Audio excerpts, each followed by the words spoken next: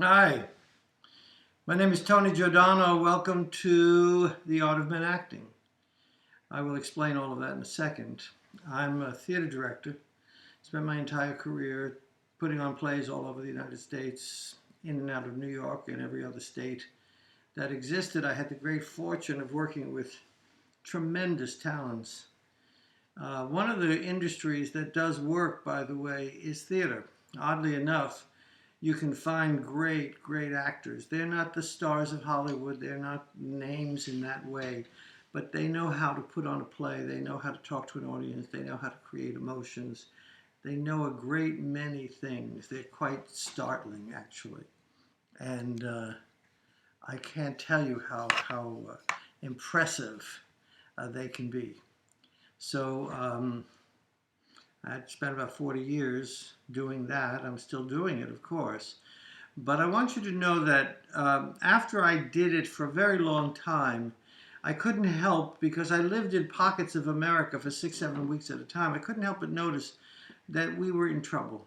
We had a society that was absolutely tremendous, a country that was glamorous in every conceivable way, the lakes, the rivers, the mountains, everything about America had been productive and successful. And we had fabulous people. Our citizens are by nature really good people, most of them, most of the time.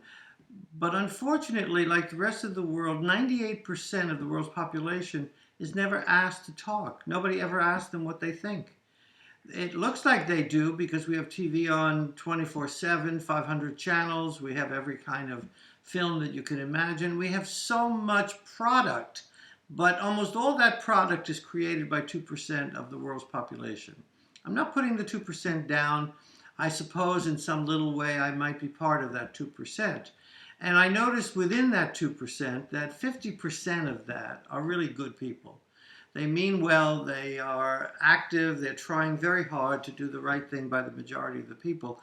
But nobody can do the right thing by the majority of the people. Only the majority of the people can do the right thing by the majority of the people. So we need to start asking them to think, to feel, to discuss, to debate, to argue, to refuse, to stand up. And I don't mean it's some sort of like town where we break down the mayor's office and try to kill everybody. I'm not talking about that kind of thing. We were given the ability to talk, to debate, to argue, to use our mind and our heart and our soul.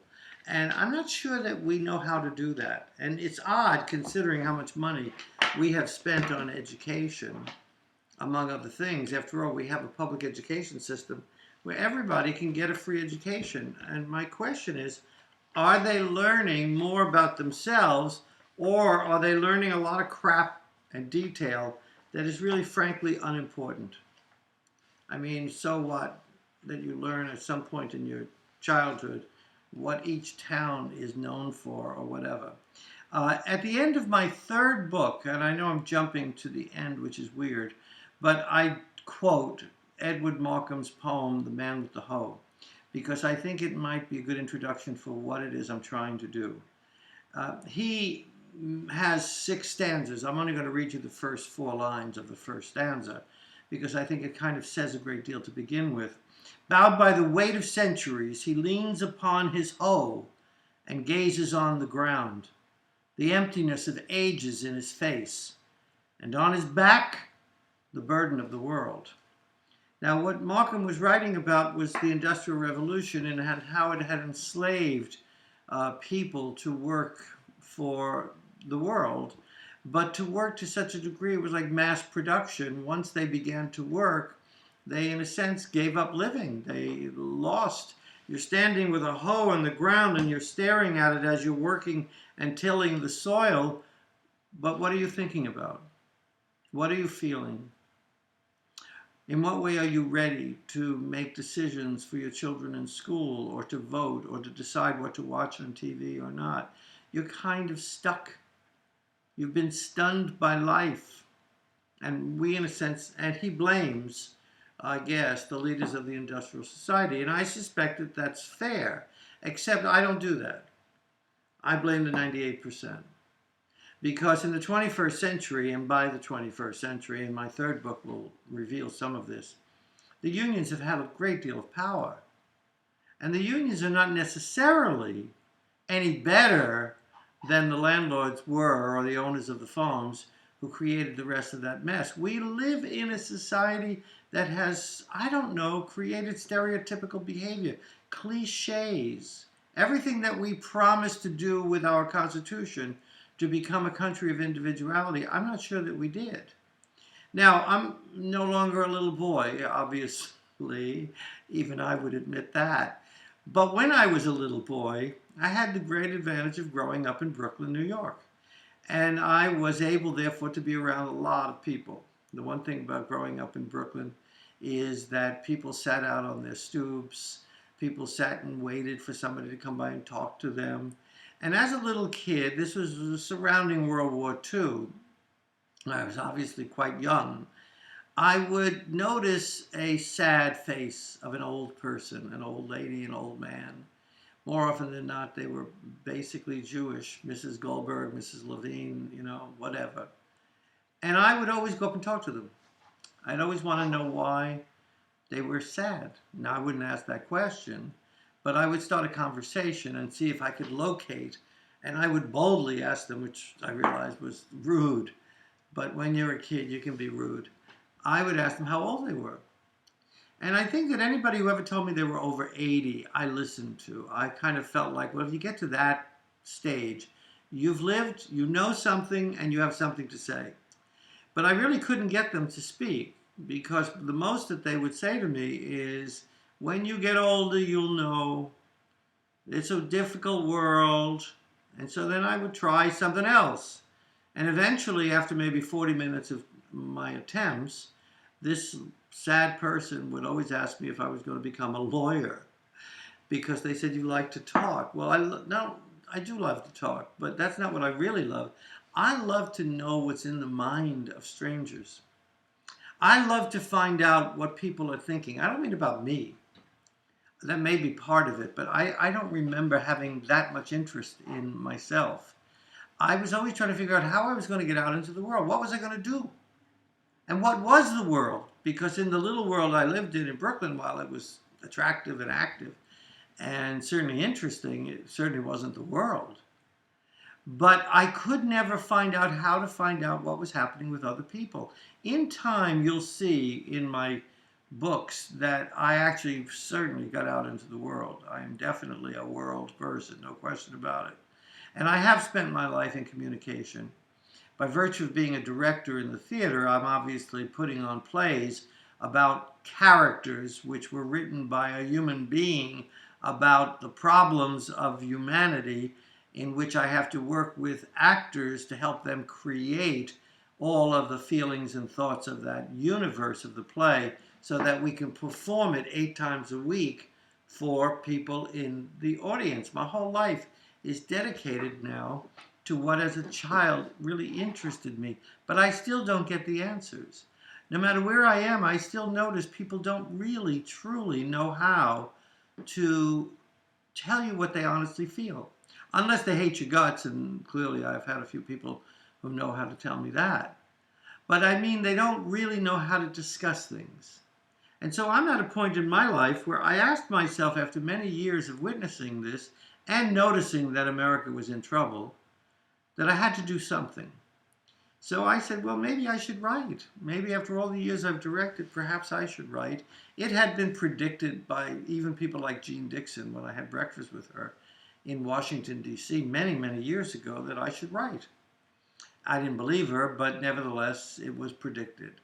So to make a long story short, I decided that the best thing for me to do was to go back to the beginning and write about that childhood and see what I could find when I was writing. I had no idea in advance.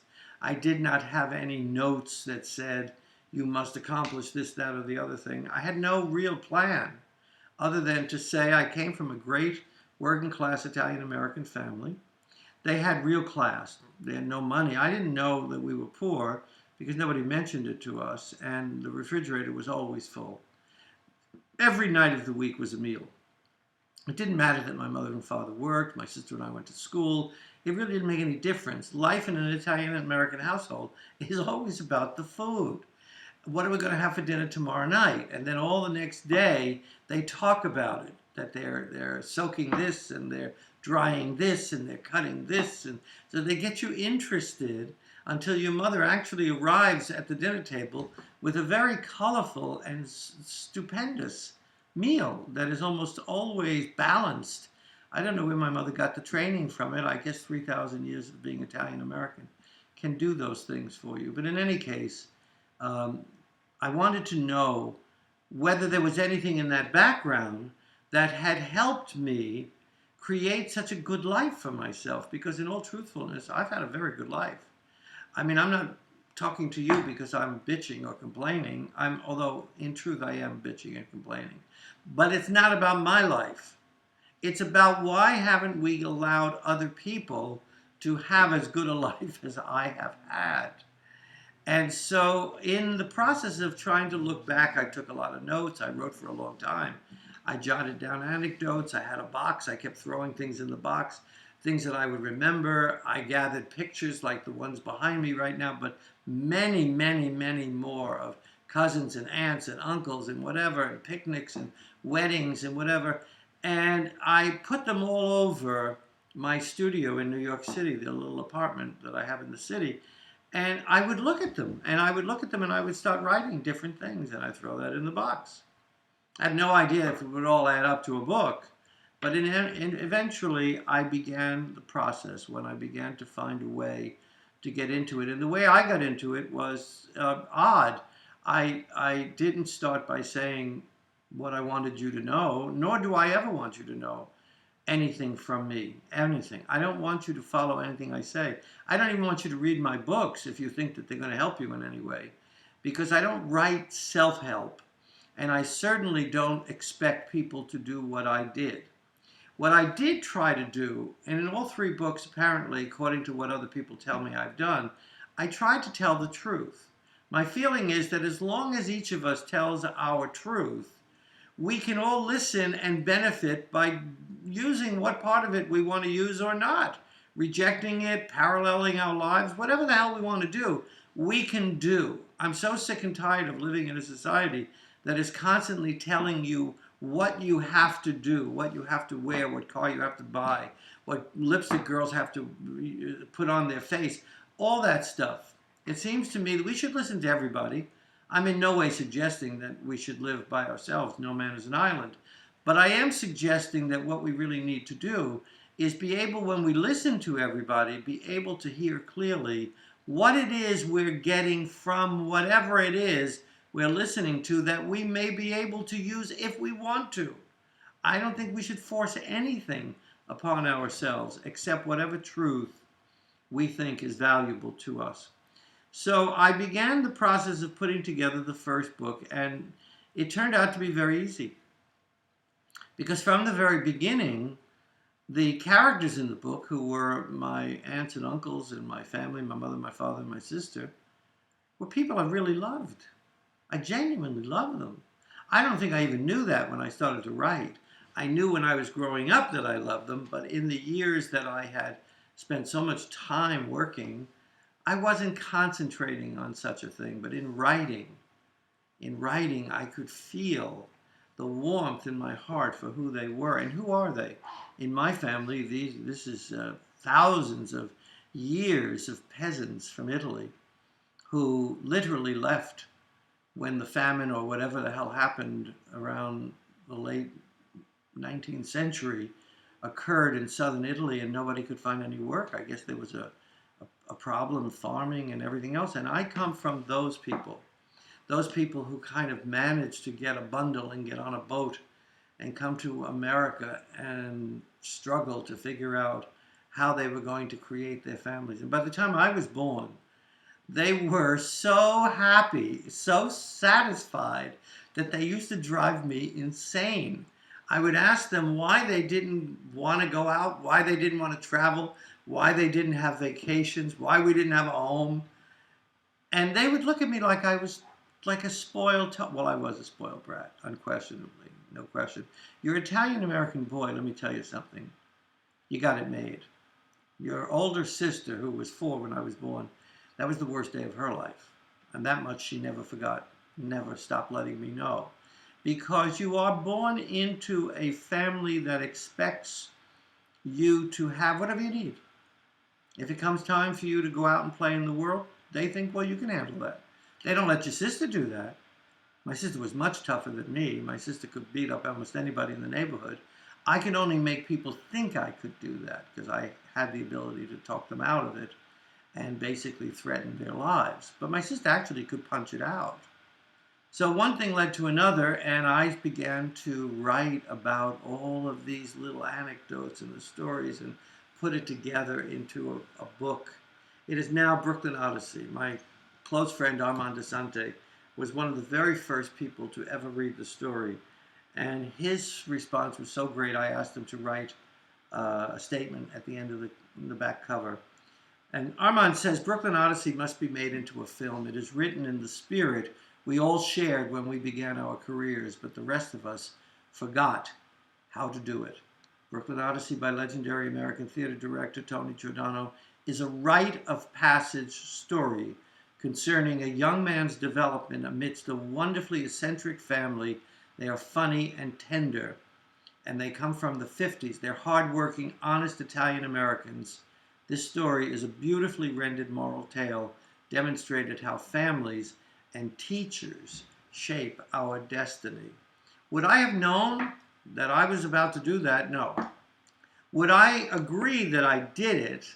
Yes. But that's because the people who have read it, the people who have bought it, and who leave comments on Amazon, or the people I know who have bought it and have called me to tell me, all say the same thing. So it led me to realize that perhaps I should create this video and suggest that you might give it a shot. But please, I beg you, do not buy it or read it if you think it's going to help you in any specific way. If you want to lose weight, don't buy this book. If you want to learn how to make lasagna, absolutely, you missed the call. My mother is no longer alive. This book will not help you. She had all the tricks. Nobody could cook like my mother did, and she's typical Italian-American housewife. You have to understand, we did not come from the mafia. I'm sorry to say, because at this point, I don't have the money that I need to do the next step, which is to make a movie of this book. But nevertheless, we had all the other values, and when I wrote Brooklyn Odyssey, it was clear to me that what I had as a child, even though I was begging to get out, I was always trying to get into the world and avoid staying in the background. My family were all civil servants. Not one pencil, I think, has ever entered any of their homes from an office that they didn't have a right to have. Not one. I've never seen anything like it. Their level of integrity is beyond description. And so I began to, when I went into the world of the theater, I began to notice how the actors, the stars, and the things that happened to us backstage were in fact similar. The humanity of the people, despite how much money they had made or how many awards they won in Hollywood or whatever, were really no different than my family. I don't mean my family had their talent. I don't mean that at all. I meant that my family had their humanity. Good, bad, and indifferent. I mean, we have our sour relatives, and we have our beautiful relatives. And Hollywood has all of that as well, and so does the theater. So I began to realize that life requires an art. It's an art to live it. And it's the art of men acting. And by men acting, I'm not talking about on film or on stage. I'm talking about in the grocery store. I'm talking about in your families. I'm talking about how you get through when you're going through World War II and there is no money. My father went into World War II. So during those 2 years, my mother took my sister and I, had to give up her home, her apartment, and was really pissed off about it, and moved back in with our grandparents, her parents, and 4 other sisters.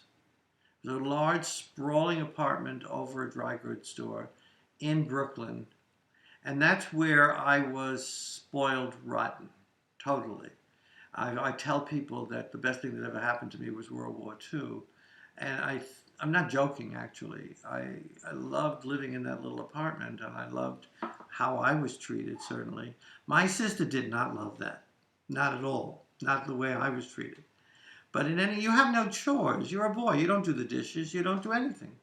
You don't do anything. Especially if you are good in school. I mean, my goodness, you might as well be the king, basically. And of course, I love school. Not to get out of the chores. I genuinely loved school. So what happened was, years later, I wound up discovering that I was a director. Obviously, it didn't come from any influence because my family never went to the theater. I'm not positive as a child we ever had a book in the household. I know nobody ever talked about what was going on in movies or whatever, except maybe occasionally one of my aunts or somebody would see a film with Fred Astaire, or I would see a clip, and I wanted very much to be like him, that I could actually dance through the sky and be Fred Astaire. As a matter of fact, in this cover of this book, there are a number of things to notice, and that is that the kid is sitting on top of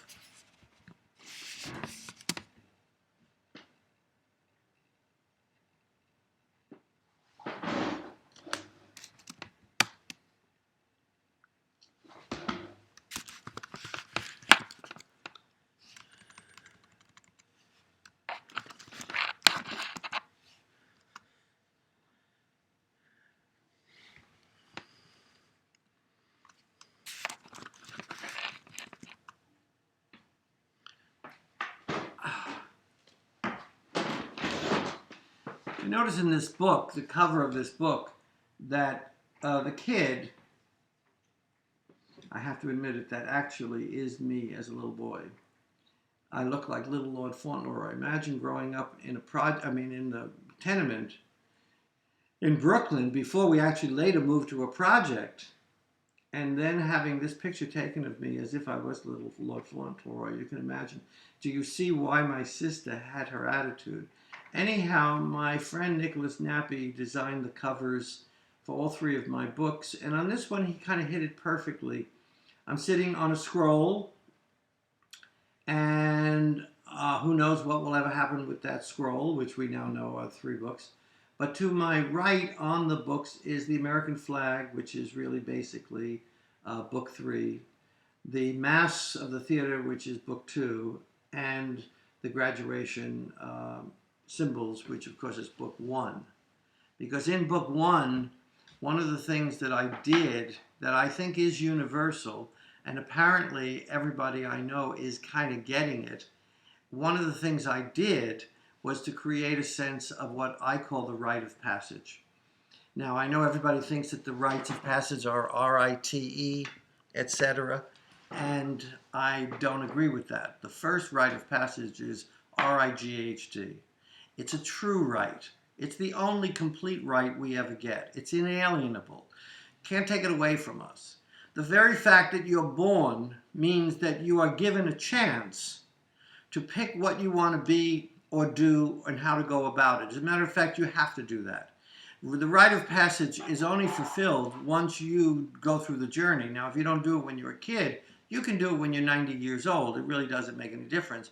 You eventually find a way to create your rite of passage, okay? It's important. If you don't do that, then that means you don't have a foundation. You're not ready then for all the rites of passage that come later on in life. And those are contracts between you and a boss, or you and the society, or you're elected to something, or whatever. But that can be taken away from you. Those are all kind of whatever they are. They're good, they're important, they're hard. But you're not going to succeed if you don't know who you are first. So that very first rite of passage, which Armand Desante refers to, and he rightfully calls it R-I-G-H-T, which is weird because very few people do that. Anyhow, so then I was able later in life, for reasons that will be specific once one reads the beginning of Tonight I Won't Be Acting, to begin a career in the theater. And this, Tonight I Won't Be Acting, is also subtitled The Art of Men Acting. All 3 of my books are The Art of Men Acting. I think I'm going to go through life and just keep talking about The Art of Men Acting. And the reason why I want to say that to you now is because I'm hoping that whether you read the books or not, and as I say, please don't read them if you think they're going to help you solve a major problem in life. They will only solve that problem in life if, when you read them, you're able to read what I'm telling you I did to have a good life, But I may have come from a better background. You may have come from a richer background. Or maybe you didn't have the love from parents that I had. There are different reasons why you can't borrow, you can't steal somebody else's specifics. It doesn't work that way. So my point of the matter is that if you want to, when you look at Tonight I Won't Be Acting, you will see how, in a sense, effortlessly I went into a professional life as a professional director. I really did. I just kept following the steps that were created for me from my childhood, which came really from my young life. My father, who was tremendous, my mother, who was great, my teachers. I went to 4 different Catholic grammar schools because we moved around Brooklyn numerous times. And to me, one school was very similar to another because they had the same basic program, which was reading, writing, and arithmetic. Naturally, I was good at it in first grade, so I was sort of their master for 8 years. By the time I got to a Jesuit prep school, Brooklyn Prep, a very famous school in Brooklyn, my standing as the #1 boy in the class was way down because I was put into a classical Greek honors course, and in that course, everyone was, I don't want to say equal, because in my opinion, most of them were experts in either Greek or physics or whatever it was. There was always that boy in the class that we all went to 2 minutes before a test to get that final piece of information we thought we needed to pass the test. And it was great to be among equals in that way. And that's kind of what I crave in life. I want the 98%. I want the people in a desert. I want the people who are suffering all over the world. I mean, I'm not going to point out to you how much our world is suffering. It's so obvious. But I believe that the only way out of it is not to wait for some president to solve our problem. Any one person who honestly tells 340 million of us that we need to tell them what we want them to do and they will do it for us is never going to happen. I mean, if you tell them to come and do your dishes one night a week and they say, okay, give me your vote, I'll do your dishes, don't vote for that person. We need somebody who simply says, I'm not going to do anything for you. I'm going to protect the country. I'm going to give you a chance to develop your life for yourselves. So don't be afraid of your own life and do talk to other people. When you're sitting next to somebody in the doctor's office or on a bus, try to have a conversation. Naturally, if they don't want to talk, be polite and don't push it. But more often than not, I have found that people do want to talk. They're lonely. They're lonely, and maybe little by little, I don't say a lot, but you can even get into certain truths that they're grateful are now beginning to happen. So in any case, I'm just saying that by the time I got to my career, and I map out exactly how it happened in Tonight I Won't Be Acting. There are a lot of anecdotes. These are just anecdotes. At no time do I discuss how I directed a show, ever. I was always very professionally reviewed because I worked in the big theaters with the best circumstances. And naturally, wherever I went, there were afterwards 20 reviewers, 30, 40 even, all over that part of America. And they would keep talking about the show one way or another. So there was plenty of public information as to whether they liked or they didn't like what I did, what the actors did, what the playwright did. And pretty much it was very satisfying, I must say, because I think most of the critics are well trained. And they do know what they're talking about. So I began, instead of writing about me as the director, I thought, why don't I just share all the anecdotes that I know, things that happened on stage that nobody would remember or they weren't there to see it, or in a dressing room, or the number of times some poor actor had such stage fright that on opening night they didn't want to go out on the stage. There were so many things that made me aware of the fact that they were exactly like my family. And they were exactly like the people I knew in Brooklyn. And now at this age of my life, it all blends together into one basic art of men acting. But the key to you, for you to wind up having the success you need, is to take a gamble. Not be afraid to live your life. because I honestly believe that if we are afraid, we're never going to get anywhere. In one of my books, I write a statement that I want to just read. I don't want to just spend time reading to you, but I said, man has power to become a fully realized human being. Now, I know you probably think, well, what an idiot. Of course, we know that.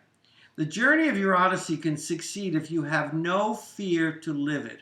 When you choose to fight for truth, others will assume you are as mad as Hamlet. This can become confusing. So to judge whether this madness is worth it, ask yourself what you want from life. In my case, I want theater. I want family. I want America. I want collaborations with actors, designers, playwrights, audiences, critics, and dramatic literature. So I seek those things regardless of the cost. It doesn't matter how outspoken I have been and how many people I've offended and how many people have grown to hate me as a result. It just doesn't matter. I mean, if I'm being honest, is what I'm saying, because I'm telling the truth. And if people want to debate it, I love that. I love that. I learn a great deal from people telling me that they disagree with me. That's not a problem as long as they say, I disagree and here's why. If they just say, I disagree with you because you're ugly and you're an idiot, that's not very interesting to me. So I created a brochure, and a brochure that has all 3 books on it, and a little sense of how to go to Amazon.com to either buy the books in hardcover or in Kindle. Either way, because whichever one you prefer, however you prefer to read. And though I don't think you should buy them if you think that they're going to help you, I do actually, now that I've seen how people have reacted. I had one person who read all 3 books and I met at a party, and he was explaining them to me. And I was standing there with my mouth out. And he said, what's the matter? Did I offend you? I said, no, you are a really good reader. I said, I was trying to make each of the 3 books different.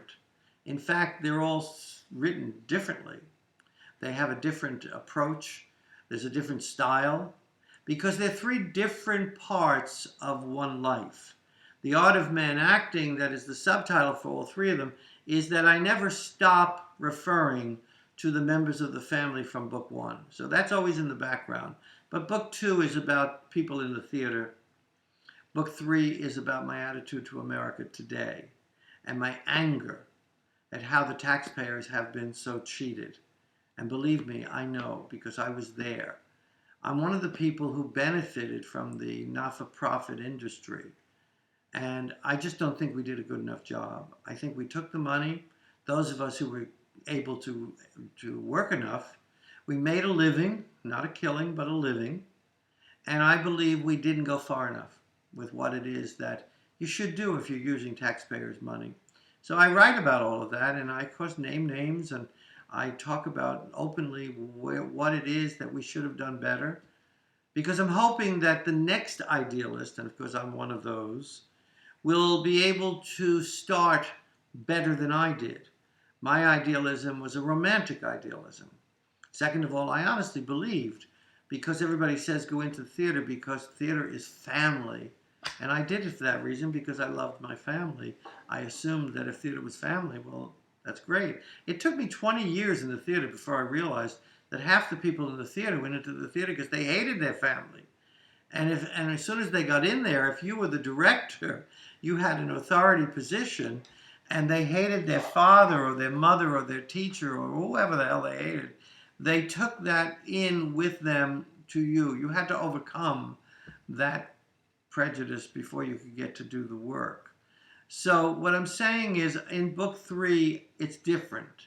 Book 3 probably is the book that represents me the most today. Now, it's not a negative. I still hope that we're able to benefit from the great gift of life, the tremendous ability to be within the art of men acting. And I think if you read all 3 books, if that's what you do, I only would ask you to find a way to let me know what you think. I really feel somewhere along the line that we need to communicate. You don't need to communicate with me necessarily, but if you want to, I would like it. Second of all, you need to communicate, as I said, with the person sitting next to you in the doctor's office. You need to, I found that growing up in Brooklyn, for some strange reason, because I do talk to people on buses and trains, and I, for some strange reason, can have a conversation as I'm passing somebody in the street. I have no idea how that happens. It's just that I can't seem to shut my mouth. But the one thing I did find in growing up, that my favorite of all were middle-aged, middle-class, black, working-class mothers. There's something about them that is alive with reality. And within a short time, they are agreeing or disagreeing. They're very open about their feelings. They've been through a lot. And you're often, very often, laughing with them. They have a great sense of humor. Now, I'm not saying they're the only ones. I'm just saying in my case, that happens to be something that I enjoy. But as part of my childhood, which you'll see in Brooklyn Odyssey, after the war, we moved to the Fort Greene Projects, which later in life became known as the Blackboard Jungle. We lived there between my ages, between 7 and 11. I can honestly tell you that I don't think I ever had a better time anywhere, nor did I learn more about life. I think by 11 I knew more about life than most people may know about it today. And so I share with that kind of a community what it is that the difficulties of life are all about. In my third book, one of the things that I write about, that I directed, was a musical that I wrote about Cuba. And I went to Cuba. I don't speak Spanish. I don't hear it. I don't read it. I have no value in the language, whatever. So I went to Cuba with my script. I let our government know. I checked with our professional rights. It was 2004. I was in contact with President Bush. I went to Cuba and I finished writing my screenplay there. They then brought me back, or invited me back 2 years later, to direct it in Spanish, which was sort of a catastrophe. But it was one of the funniest catastrophes you could possibly have. And the only part of it that actually even really worked as well as it did was due to Laura Ramillo, 22-year-old girl who was my translator, who had never left the block that she was born on and was one of the finest people I've ever met in my life. So that's in the end of book 3, about 20 pages about Cuba, etc. So in any case, that's the story. That's why I've created this YouTube. I hope that you will not feel that I sold you a bill of goods, because nothing would really anger me more than ever doing that. I have not in my lifetime ever sold anybody a handkerchief. But because of the way people are responding to these books, and you'll see for yourself, go on Amazon and read the reviews of each book. You will see that they're all basically getting the same thing. I mean, I've certainly, I didn't write them. I would never have had that nerve. But in any case, read them. Then read a few pages that are samples that Amazon gives you before you have to consider whether to buy a hard copy or a Kindle or nothing. And know this much: if you choose not to read them, and we find a way to communicate anyway. By the way, my website, my email is tonygiord@aol.com. It's also at the bottom of that clip I showed you of the brochure. tonygiord. Just introduce yourself, and maybe you have to let me know that you're writing from YouTube, because otherwise I get so many emails I pretty much erase before I check everything carefully.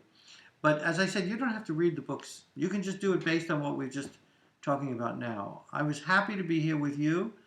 I'm sorry I couldn't see you at the same time, because I'm very selfish and I like the entire enchilada. So whatever we can do in the future, maybe we begin a concept of the world talking to each other. And maybe out of the 98 million or 98% of the people who are being told what they need to think about and do, maybe out of that we'll encourage 10% of them to say, not me anymore. From here on in, I'm going to find out what I really feel and what I really think. Anyhow, have a good time. Let's hope we meet again. Perhaps this YouTube will lead to another YouTube. Thank you.